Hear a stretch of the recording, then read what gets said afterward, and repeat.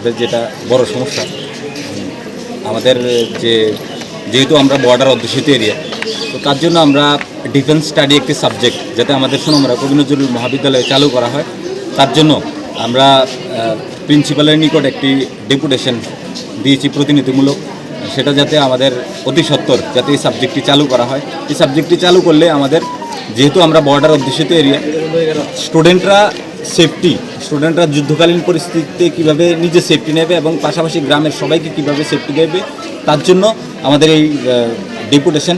পাশাপাশি আমাদের বিভিন্ন ডিপার্টমেন্টে এইচওডি নেই, অর্থাৎ শিক্ষক নেই বিভিন্ন ডিপার্টমেন্টে, কোনো ডিপার্টমেন্টে একজন শিক্ষক আছে।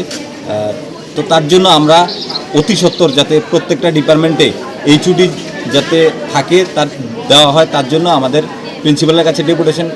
বিভিন্ন সাবজেক্ট গেস্ট লেকচারার দিয়ে চলে, তার জন্য ছাত্রছাত্রীদের অনেক সময় ক্লাস করতে সমস্যা হয়, ছাত্রছাত্রীরা অনেক সময় আমাদের কাছে আসে, সত্যি কথা যেটা সলিউশন আমরা দিতে পারি না।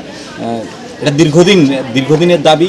ইতিমধ্যে আমাদের 6 মাসের মধ্যে প্রায় আমাদের এই কলেজের যারা দীর্ঘদিন এই কলেজে শিক্ষকতা করেছে, এইচওডি ছিল বিভিন্ন ডিপার্টমেন্টে, প্রায় 7 থেকে 8 জন এইচওডি এই কলেজ থেকে নিয়ে গেছে, পুনরায় এই কলেজে এইচওডিগুলো আবার দেওয়া হয়নি। তো তার জন্য আমাদের রাজ্য সরকারের কাছে এবং ত্রিপুরা ইউনিভার্সিটির কাছে, হায়ার এডুকেশনের কাছে অনুরোধ থাকবে অতি সত্বর যাতে আমাদের যে এইচওডিগুলো নেওয়া হয়েছে এগুলোও যাতে দেওয়া হয় এবং নতুন করে যাতে এইচওডি যাতে দেওয়া হয়, অর্থাৎ শিক্ষক দেওয়া হয়, তার জন্য অনুরোধ থাকবে রাজ্য সরকারের কাছে।